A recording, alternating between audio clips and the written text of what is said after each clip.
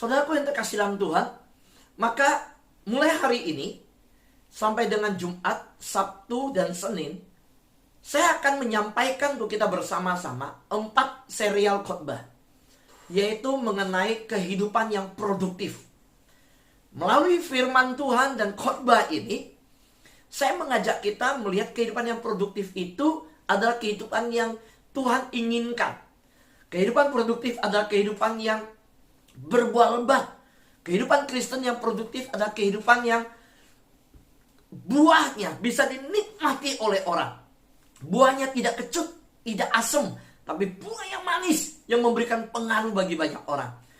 Nah, besok ya kita akan merenungkan bagaimana bisa sebuah kehidupan Kristen seperti pohon. Ya, saya akan bicarakan seperti pohon. Ya, kehidupan itu dibicarakan di Alkitab seperti pohon. Nah, kita akan bicara tentang akar. Pohon itu akarnya harus merembet sampai ke air. Nah, hari selanjutnya kita akan berbicara bahwa pohon itu setelah akarnya merembet sampai ke air, pohon itu harus disingkirkan dari duri-duri dan semak-semak. Ya, lahan sekitarnya itu, pohon kehidupan itu seringkali ada semak kekhawatiran, semak-semak duri yang menghimpit, semak-semak duri yang membuat pohon itu tidak bertumbuh, seperti iman yang terus dihimpit oleh kekhawatiran. Nah, selanjutnya kita di seri yang keempat akan berbicara bagaimana pohon rohani, kerohanian itu, pohon kehidupan yang berbuah lebat itu yang diinginkan Tuhan harus dipangkas, harus dibersihkan. Nah, maka kita akan dapat sebuah kesimpulan nantinya kehidupan yang produktif adalah kehidupan yang bersih daripada duri-duri semak, kehidupan yang memiliki akar yang kuat, dan kehidupan yang dimana sudah dipangkas oleh Tuhan. Dipangkas oleh Tuhan, bukan penghukuman. Ingat, pemangkasan bukan penghukuman. Pemangkasan itu adalah pembersihan supaya berbuah lebat. Nah, itu hari yang keempat kita akan bahas. Nah, hari ini, mari kita fokus kepada yang namanya kehidupan yang produktif, yang berbuah lebat. Apa sih yang Tuhan inginkan? Kenapa Tuhan menginginkan berbuah lebat? Kita lihat Yohanes pasal 15 ayat 8. Dalam hal inilah Bapakku dipermuliakan, yaitu jika kamu berbuah banyak, dan dengan demikian kamu adalah murid-muridku. Kita tahu setiap tahun ya negara-negara sibuk berbicara tentang gross domestic product. Ya, bahasa yang dipakai di Indonesia adalah PDB, ya, PDB, produk domestik bruto. Hari-hari ini negara-negara mungkin sibuk menangani di masa pandemi ini, sehingga PDB akan turun, ya. Produk domestik bruto tidak lagi menjadi fokus, tetapi semua berjuang untuk memperbaiki kesehatan nasional. Yang khusus dipikirkan adalah kesehatan domestik secara keseluruhan. Tidak lagi kepada arah yang disebut dengan bagaimana produksi, bagaimana pabrik-pabrik dalam kinerja yang ada. Saudara, dengan konsep ini, saya ingin mengajak saudara berpikir, kalau negara ada tolak ukur namanya produk domestik bruto. Kalau sebuah negara untuk mengukur tentang kesehatan ekonominya, kesehatan negaranya dari segi finansial, itu disebut laporan-laporan, evaluasi sebuah negara terhadap kinerjanya. Ada namanya produk domestik bruto atau GDP. Bagaimana kita mengukur kesehatan kehidupan kita pribadi? Bagaimana seorang pribadi mengevaluasi dirinya? Seorang anak Tuhan dengan alat ukur apa mengukur kesehatan akan kehidupan rohaninya? Saudara, kita perlu mengevaluasi diri kita juga. Kita perlu mengetahui bagaimana diri kita seberapa dalam sehatnya dalam tahun-tahun, dalam hari-hari yang sudah kita jalani. Kalau pertanyaan saya, apa sih tolak ukur yang Tuhan pakai mengukur kehidupan kita?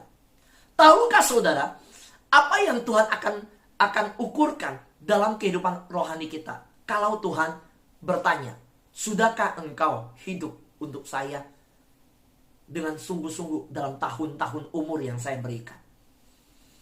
Saudara, kalau pertanyaan diberikan untuk kita, apakah kita sudah menjalani kehidupan dengan efektif, dengan produktif? Apakah hidup kita sudah berdampak, sudah menghasilkan buah? Hari ini kita tahu, di dalam pembacaan firman Tuhan Yohanes pasal 15, bukti bahwa kita adalah seorang murid adalah bahwa kita menghasilkan buah. Kita tidak bisa berkata, saya murid, saya murid. Buahnya mana? Ada banyak murid datang ke Bukit Zaitun waktu Yesus terangkat ke surga, menyaksikan Yesus terangkat ke surga. Tapi hanya sedikit murid yang ada di loteng atas mengalami pencurahan Roh Kudus. Ada banyak murid-murid yang dimana mereka mengikuti Yesus. Dan mereka mengalami bagaimana Yesus menampakkan diri kepada mereka. Tapi seberapa banyak murid-murid yang tetap melayani Tuhan Yesus ketika Yesus di dalam pesan, beritakanlah Injil ke seluruh bumi, tuntaskanlah amal agung. Pada waktu goncangan terjadi di Yerusalem, pada waktu murid-murid dalam kepenuhan Roh Kudus melayani Tuhan di hari Pentakosta, setelah itu terjadi di mana orang-orang Kristen ditangkap, penganiayaan terjadi. Apakah masih murid-murid itu menghasilkan buah, tetap menginjili, atau mereka melarikan diri waktu penganiayaan? Hari ini saya mau berkata, semua orang boleh menyebut diri murid. Tetapi bagaimana mengetahui orang itu adalah murid yang sejati, bahwa dia murid yang rohani? Selalu hari-hari ini saya ajarkan orang Kristen yang rohani, orang percaya yang rohani, dan orang percaya yang duniawi. Orang Kristen yang duniawi. Maka hari ini lebih tajam kita pelajari lagi sebuah kalimat Yesus yang berkata bahwa kamu adalah muridku kalau kamu menghasilkan buah. Artinya apa? Artinya bahwa Tuhan Yesus memberikan sebuah tolak ukur, bukti bahwa kita adalah murid.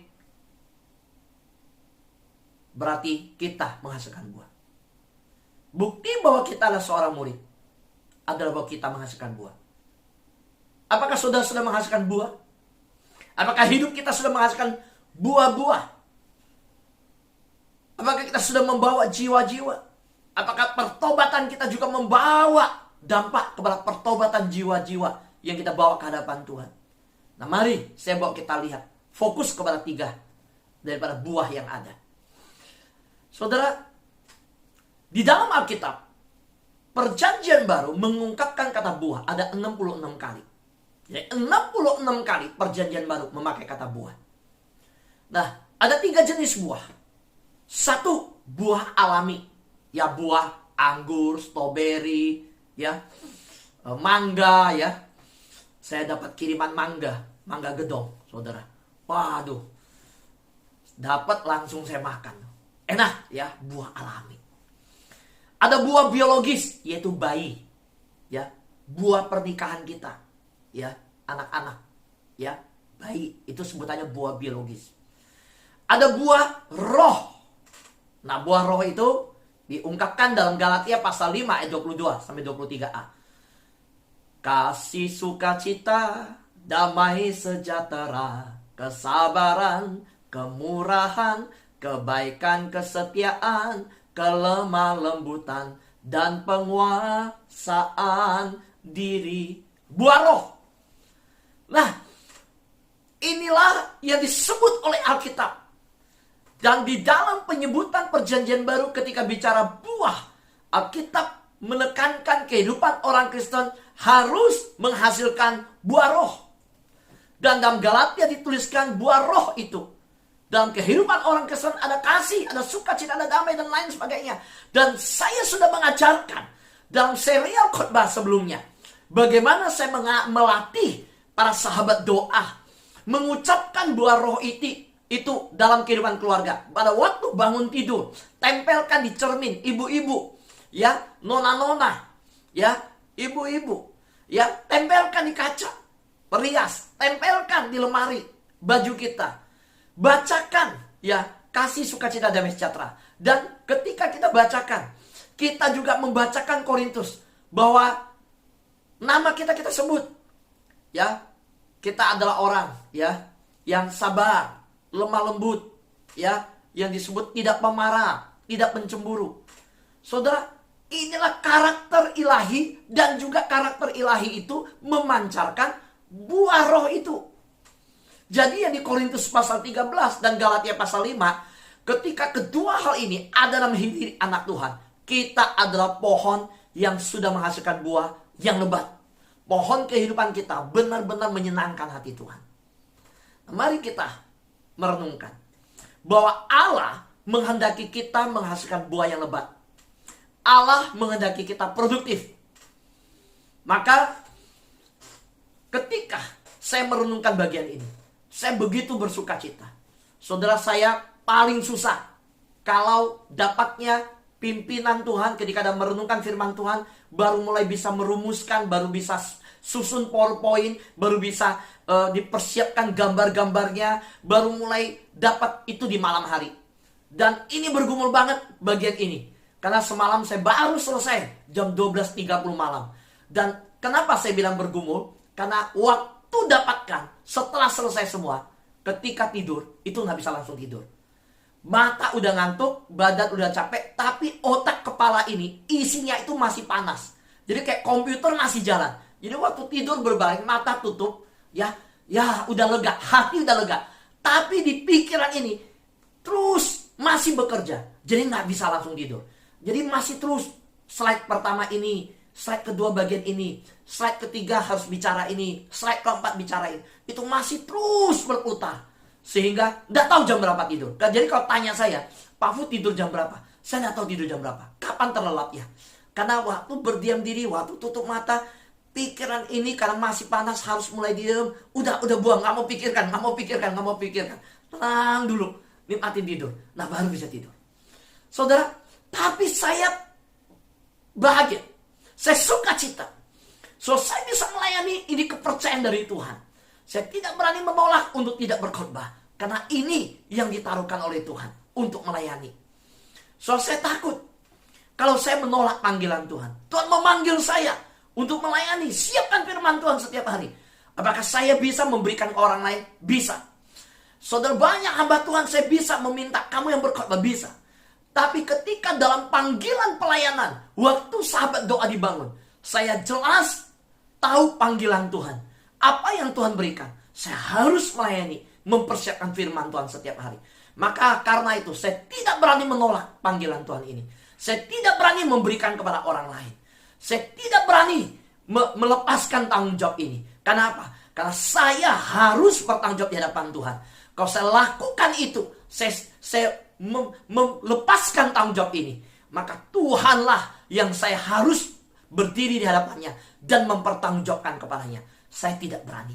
Karena itu, walaupun kadang lelah, kadang dalam satu hari ada 2 khotbah, ada 3 khotbah. Karena bukan hanya berkhotbah di sahabat doa, saya juga berkhotbah dalam undangan di Full Gospel, dalam undangan di perusahaan, berundangan dari gereja-gereja, saudara. Maka ketika saya harus persiapkan sedemikian, saya tidak ada lagi waktu untuk nonton. Nggak ada. Saudara, saya tidak berani menyentuh remote TV dan membuka. Saya banyak film yang saya senang. Film-film kungfu, film-film kerajaan. Saya khususnya senang melihat film-film bicara tentang biografi, tentang kehidupan, sejarah. Saya senang.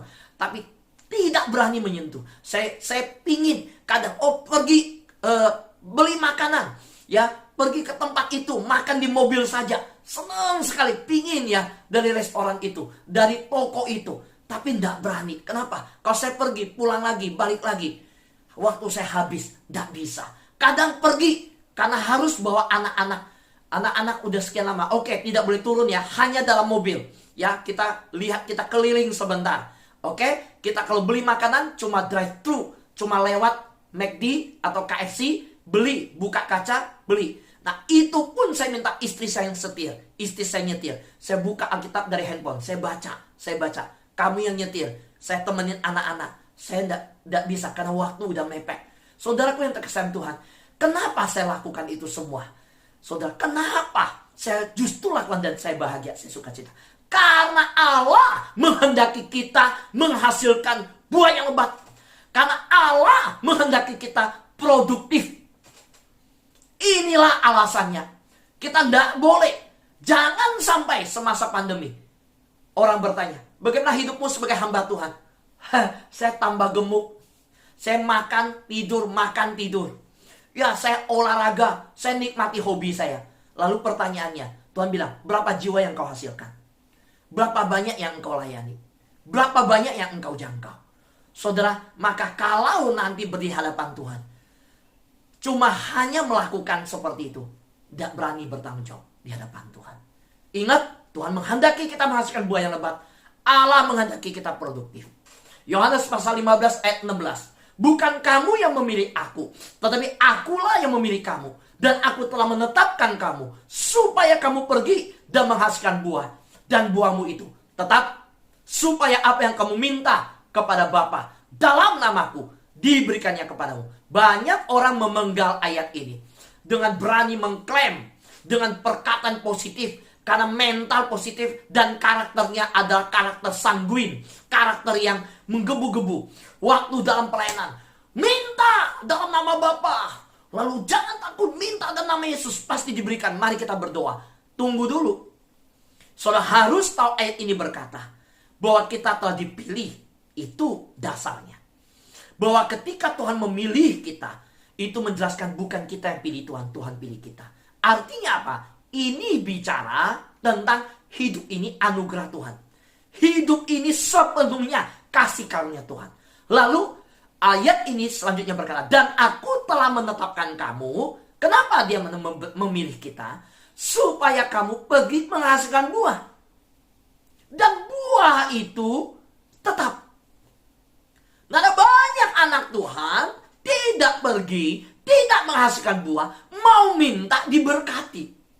Tidak pergi, tidak menghasilkan buah, lalu mengklaim dalam nama Yesus. Lalu berdoa, saya sembuh, saya sehat, saya kuat. Ada satu anak muda dibesuk oleh seorang pendeta. Waktu besuk dia, pendeta itu heran sekali. Bawanya bunga mawar yang sudah layu. Biasanya bawa roti, bawa susu coklat, bawa susu kental manis, bawa apel. Kali ini bawa tangkai mawar. Lalu pemuda itu dalam sakit stadium 4 kanker. Selesai pembicaraan, selesai didoakan mau pulang. Pendeta itu kasihkan taruh di situ. Dia tanya, Pak Pendeta, saya mau tanya satu hal. Kenapa Pak Pendeta kasih saya mawar yang sudah layu? Pendeta itu berkata, maaf anak muda, saya hari ini memang sengaja bawa mawar yang sudah layu. Kalau engkau tanya kenapa? Karena kamu ingat gak tadi waktu kita bicara kamu bilang apa? Pak Pendeta, doakan saya. Kali ini kalau udah sembuh, saya mau melayani. Saya berikan hidup saya untuk Tuhan. Saya mau dipakai oleh Tuhan, Pak Pendeta. Doakan saya percaya Tuhan berkuasa. Tuhan sanggup, Allahku sanggup. Dia mampu memberikan mujizat. Mintalah dalam nama Yesus, doakan saya. Pak Pendeta berkata, maaf. Ingat gak kamu, waktu kamu ya di SMA, saya minta kamu pelayanan di gereja. Saya minta karena mama papa kamu telepon saya, tolong libatkan anak saya pelayanan. Saya bilang, yuk kamu pelayanan. Dan saya lihat hidup kamu punya potensi. Kamu bisa main gitar. Saya ajak kamu jadi guru sekolah minggu. Kamu bilang apa? Maaf Pak Pendeta, saya ada klub basket setiap sore, hari Rabu, hari Jumat. Saya ada teman-teman yang dimana kami juga ada di OSIS. Saya sibuk dalam kegiatan sekolah. Kamu bilang gak bisa. Saya bilang, oke, saya tunggu kamu sampai kuliah. Waktu kuliah saya hubungin kamu. Karena mama, papa kamu bilang, tolong libatkan anak saya. Saya bilang, yuk pelayanan. Di kuliah, kamu, maaf Pak Pendeta, kuliah banyak teman-teman yang mengajak untuk kerja proyek, kamu gak bisa. Kamu bilang, maaf Pak Pendeta, tunggu saya kalau udah menikah. Kamu menikah di gereja ini diberkati. Setelah menikah, saya berkata, saya lihat kamu luar biasa, diberkati. Bisnis kamu maju, kamu lulusan sebagai arsitek, kamu sebagai pemborong, kamu banyak bisnis di mana-mana bangun rumah. Kamu begitu hebat. Mama, orang tua kamu tetap dalam kesedihan berkata, Pak Pendeta, anak saya sukses, tapi jujur, suami saya majelis di sini. Saya dulu guru sekolah minggu di gereja ini. Gereja ini sudah begitu banyak hal saya lalui. Tolong doakan anak saya supaya pelayanan. Saya terbeban lihat mama kamu yang berkata begitu. Saya ajak kamu bicara. Akan diangkat majelis tahun depan. Saya siapkan diri kamu. Kamu jawab ke saya. Pak Pendeta, nah ini. Sekarang sebagai anak muda yang sudah menikah masih di bawah umur 30 tahun. Sudah menikah. Ya. Dan hidup yang masih begitu muda. Kamu terkena penyakit. Kau bilang sama saya, Pak Pendeta, saya mau melayani. Doakan saya. Ini hidup saya. Saya serahkan sama Tuhan. Maaf. Saya mau tanya. Maukah engkau saya kasihkan bunga mawar yang layu?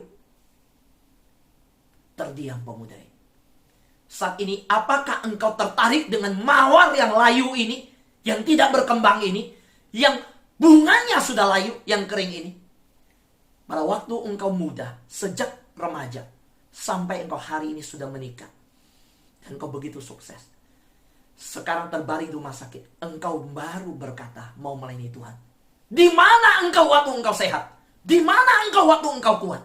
Mana tenagamu waktu engkau Tuhan mau pakai? Di ranjang ini engkau baru berkata engkau layani Tuhan. Apakah pantas bunga layu ini saya kasihkan ke kamu? Menurut kamu? Tiba-tiba pemuda ini menangis. Dia mengalirkan air mata. Dia langsung berkata, Pak Pendeta, saya tahu. Saya nggak pantas. Saya nggak layak. Saya nggak benar dalam hal ini. Benar Pak Pendeta. Saudaraku yang terkasih dalam Tuhan. Berapa banyak kita yang berkata demikian. Berapa banyak hidup kita jalani dalam keadaan demikian. Tapi lihatlah hari ini. Hari ini belum tertutup kesempatan. Hari ini ketika engkau dengar khotbah ini. Hidup yang produktif. Hidup yang berbuah lebat. Kalau engkau masih dengar khotbah ini hari ini. Engkau masih duduk dalam kamarmu. Di ruang isolasimu. Di dalam rumah sakit. Engkau hari ini masih mendengar firman Tuhan ini. Bersama pasanganmu. Bahkan engkau masih dengar firman ini dalam usia engkau seperti saat ini. Berarti Tuhan masih memberikan kesempatan ke dalam hidupmu. Jangan sampai terlambat. Jangan sampai telat. Saudaraku yang terkasih Tuhan, hari ini saya mau mengingatkan, begitu banyak anak Tuhan berani mengklaim nama Tuhan, berani berdoa pakai bahasa klaim janji Tuhan, tapi hidup tidak menghasilkan buah, hidup tidak pergi menghasilkan buah, dan tidak menghasilkan buah yang tetap, tapi memakai mulut, memakai semangat, lalu berkata, yang penting klaim. Engkau mau klaim apa di hadapan Tuhan, kalau hidupmu tidak berbuah. Karena itu saudaraku Tuhan, malam ketika saya renungkan firman Tuhan ini, saya diam di hadapan Tuhan. Saya tidak tahu maksud Tuhan apa. Tapi persis ketika saya menjalani kehidupannya akan ditambahkan usia oleh Tuhan. Tuhan bisa mengingatkan saya bertemu dengan ayat ini dituntun oleh Tuhan. Hidupmu pendeta Fu sudah produktif. Hai pendeta Fu, apakah hidupmu sudah menghasilkan buah yang banyak? Saya diam di hadapan Tuhan. Saya nangis di kamar. Saya nggak bisa berbuat apa. Ketika saya berdiam sendiri di kamar renungkan, saya bilang, Tuhan ampuni kalau saya belum menghasilkan buah yang banyak.